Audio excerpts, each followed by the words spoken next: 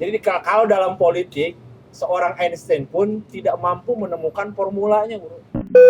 Saya akan mengapresiasi ketika PSI ini suaranya luar biasa di perkotaan-perkotaan atau di kota-kota besar. PSI ini kan partai baru yang belum punya struktur sampai ke ranting-ranting. Beda dengan PDIP, Golkar.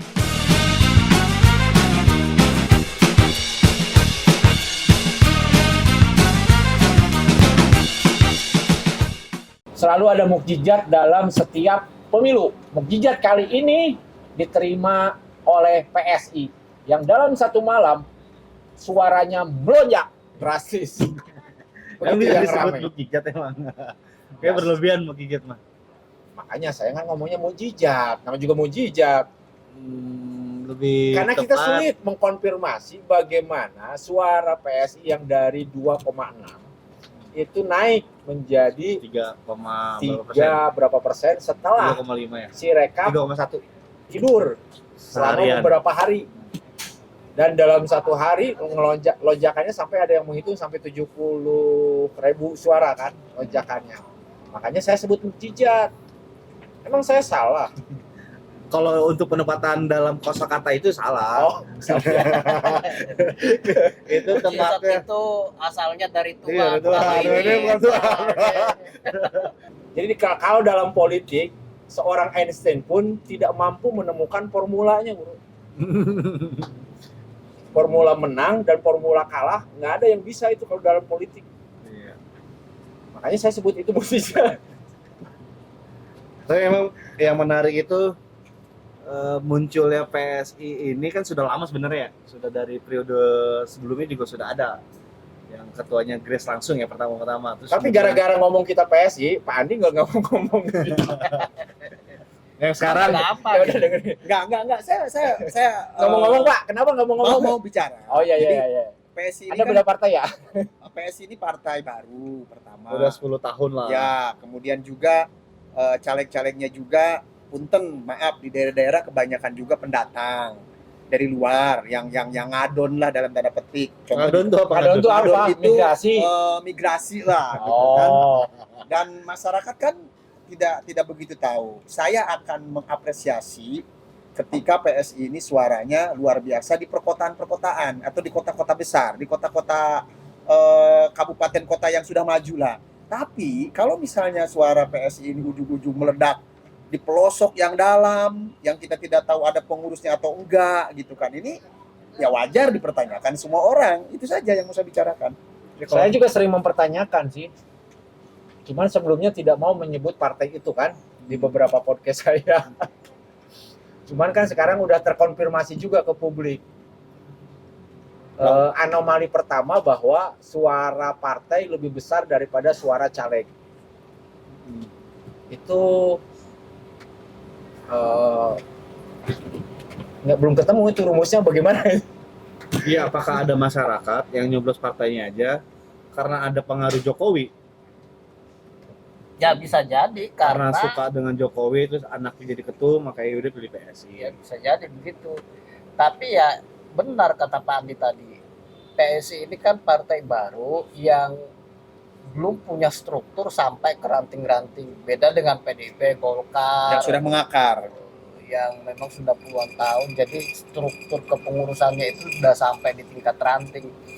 Nah, PSI jangankan tingkat kecamatan, jangankan tingkat kelurahan, tingkat kecamatan pun itu masih sangat jarang strukturnya ya. Nah, kalau kemudian kondisinya seperti itu, maka sangat wajar kalau ada yang bertanya dari mana suara PSI kok bisa meledak kayak gitu. Memang sudah mengkonfirmasi juga dari pimpinan P3 juga sudah menyampaikan jika ada di beberapa TPS di beberapa daerah caleg-caleg P3 merasa dan mengaku jika suaranya beralih dari P3 ke PSI. Itu kan sudah disampaikan sama ketua DPP P3 ya? Si Romi. Romi sama ada yang Dewan ngomong juga Pertimbangan sama ada Majelis Partai. Si Romi. Ahmad Bedowi, dia, Ahmad dia, Bedowi. dia sudah menyampaikan itu. Cuman kan kita juga memahamin sih, ya memang politik harus seperti itu. Rebut sekuat-kuatnya. Karena memang P3 ini terancam tidak lolos PT sebenarnya. Tadinya sih saya lihat angka-angkanya di situng kan di apa maaf di apa Sirekap. Sirekap gitu. Udah di atas 4,06% ya. Tapi belakangan itu justru turun dan hari ini kalau kita cek kembali suara P3 itu tinggal 4,01%. Dari Dari- 4,6, dari 4,3 ya. Ya. Nah, Sekarang sementara di sisi lain PSI yang tadinya itu masih di bawah banget sekarang sudah di posisi 3, sekian persen. Di atas Perindo ya? Ya, Perindo jauh di bawah. Jika PSI itu tuh betul di atas 3% saja, secara keseluruhan PSI sudah menghancurkan, Perindo sudah menghancurkan metodologi survei karena tidak ada satupun lembaga survei yang yang menyatakan menempatkan partai ini akan meraih sekian persen suara, apalagi sampai mendekati PT 4%. itu diantaranya. Ya. Jadi Pak Andi Eh, mau bilang bahwa itu ada kecurangan, ada manipulasi gitu. itu Jangan dijawab bos, bukan- bahaya. saya yang nyebutkan. Saya Dari begini, tadi saya begini menggiring ke aja. sana. Enggak, saya begini aja. Bukan, karena posisi doi, saya ngejagain. Bukan. Kalau misalnya Gelora ya kan yang notabene Rumah tangga. maaf sempalan-sempalan dari PKS dalam tanda petik ya, pengurus-pengurus PKS, anggota dewan PKS banyak yang berhenti, wajar suaranya melesat. Karena hampir di setiap daerah yang dimana ada PKS, pasti di situ ada Gelora. Nih, itu yang pertama. Kalau umat misalnya ke atas, wajar juga karena hampir setiap pengurus umat itu mantan anggota Urusan. PAN. Atau juga di kemudian misalnya Perindo, partai yang sudah beberapa kali ikut pemilu, wajar ketika suaranya melesat mendekati ambang batas PT karena pengurus mereka sudah lengkap dan mereka juga terlihat. Ini kan PSI juga wajar, Bos. ya enggak, masyarakat Nah, melihat PSI ini. juga wajar karena ketua umumnya itu anak presiden. Iya. Ya wajar tapi baru-baru saja gitu loh kan, baru-baru saja, dan itu tadi kelengkapan struktur partai itu penting untuk keterkenalan partai politik gitu loh. Seperti itu Pak Patur. Jadi saya tidak mengatakan oh ini curang ini apa. Kita belum tahu juga seperti apa. Itu kan hak prerogatif Bawaslu untuk melakukan pendalaman, tapi berdasarkan pernyataan Bagja ya, dia bilang tidak benar kalau PSI itu curang, PSI itu misalnya mengambil suara dari yang lain, itu kata Bagja. Tidak ditemukan. Tidak benar lah bahasanya. Saya tidak benarnya itu apa gitu. Berarti tidak benar, curang berarti kan? Iya. Jadi gitu. Jadi makanya Hebat itu. Perindo, umat, Gelora kalau ini naik ke atas, orang tidak akan kaget. Ya sama lah yang tadi disampaikan. Ngapain Iya. juga kita kaget? Nggak Iya. kagetnya orang berpikiran begini, oh pantas saja karena mungkin ketua umumnya ada presiden. Nah, itu yang gitu paling kan. masuk Seperti akal. itu kan. Kemudian misalnya balihonya lebih banyak dibandingkan dengan struktur pengurusnya misalnya kan. Seperti itu. Sementara tahu sendiri yang mantan ketumnya Giring Ganesha juga nggak lolos. Nggak lolos ya? Oh, Nggak Giring nggak lolos. Dia di Dapil Bandung ya? Iya suaranya Jabar juga 1, Jabar 2. Dicek sama tim. Kalau nggak salah Jabar 1 apa 2 Giring itu, Ganesha. berapa suaranya Giring? Jabar 1, berarti dia saingannya dengan Farhan, dengan Oh Jabar 1 mah sama Atalia ya. ya, Jabar ya. 2 apa 3 Tatalia? Rasel Mariam Jabar kayaknya. 2 akhir di situ. Kalau Dede Jabar Yusuf. 2 itu Aher, Dede Yusuf, Taufik Hidayat, itu kayak Jabar 2 ya. Jabar berapa? Dapil berapa? Tapi Dorong aja pada- untuk yang DPRD kota dan kabupaten kayak di Bogor aja contoh ada satu dari PSI. Bogor Akhirnya. 1, iya makanya saya Pecah bilang telur akhirnya. kalau kota-kota besar wajar gitu loh. Kalau kota-kota besar ya Depok juga Emang sudah kenapa sih ada. kalau DPR RI nggak wajar gitu? Bukan.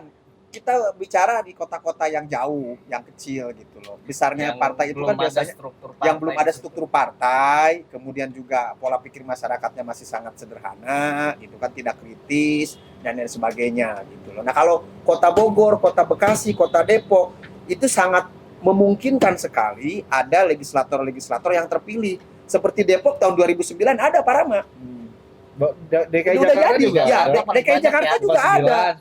16. 2019 ya, artinya itu sebetulnya cikal bakal menjadi besar itu harusnya diikuti dari situ gitu kan. Ya kita ingat PKS lah dulu, misal dari 1, 3 ya kan, sekarang sampai 14, 12, 9 kalau di kabupaten, di Bekasi misalnya 12, di Depok 12 dan lain sebagainya. Itu jadi wajar karena daerahnya lebih terbuka dan kaum terdidiknya lebih banyak gitu. Jadi kesimpulannya wajar atau tidak wajar? Nah, itu. Wajar atau tidak wajar? Makanya disebut mujizat, saya menyampaikan. Mujizat itu. Kalau saya opini dengan wajar.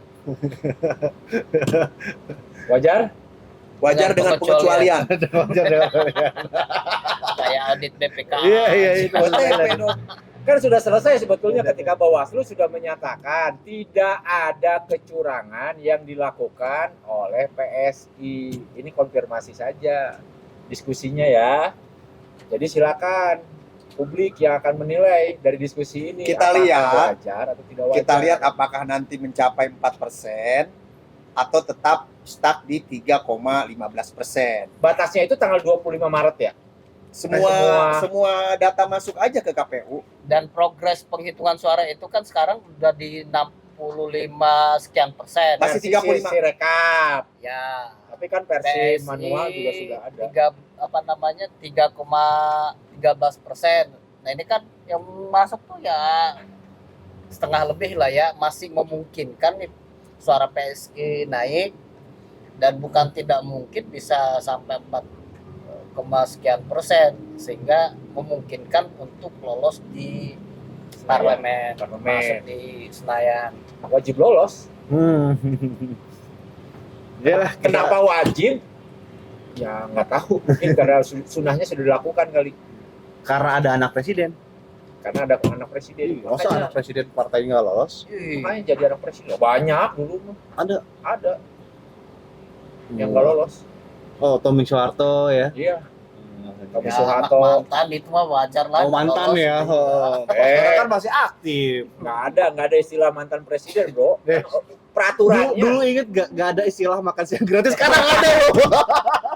Jadi jangan meremehkan peribahasa. Ada sekarang loh.